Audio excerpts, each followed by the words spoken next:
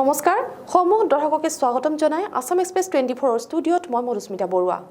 হিমন্ত বিশ্ব শৰ্মাৰ নেতৃত্বাধীন ৰাজ্য চৰকাৰখনে বিধানসভাত দাখিল কৰা বাজেটক লৈ তীব্ৰ প্ৰতিক্ৰিয়া অসম চাহ জনজাতি ছাত্ৰ সন্থাৰ।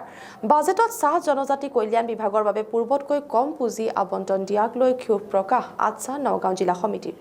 বাজেট ঘোষণা কৰিলে এই বাজেটত আমি দেখিবলৈ পাইছোঁ 2020-21লৈকে যিটো মানে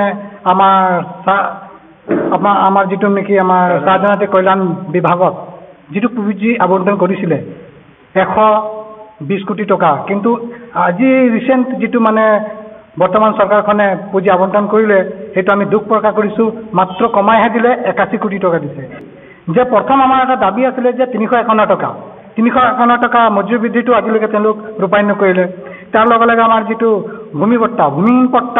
ভূমি পট্টাটো আজি আমি দেখিবলৈ পাইছোঁ এনে লোকসকলক দিছে যিসকলৰ মানে আবণ্টন থকা মাটিখিনি, যিসকলৰ ভূমি আবণ্টন হৈ থকাখিনিকহে তেওঁলোক ভূমি মানে ম্যাদীকৰণ কৰিছে, কিন্তু ভূমিহীন লোকসকল যিসকলৰ মাটি বাৰী নাই তেওঁলোকক কোনো ধৰণৰ ব্যৱস্থা কৰি দিয়া নাই।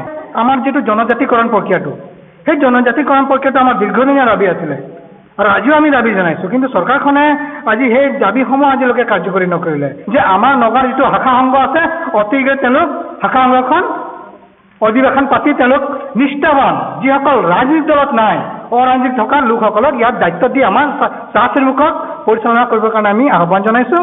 অন্যথাই আমি পৰৱৰ্তী সময়ত আমি অসম চাহ ছাত্ৰ সন্থাই এক বৃহৎ কাৰ্যসূচী ল'বলৈ আমি বাধ্য থাকিম।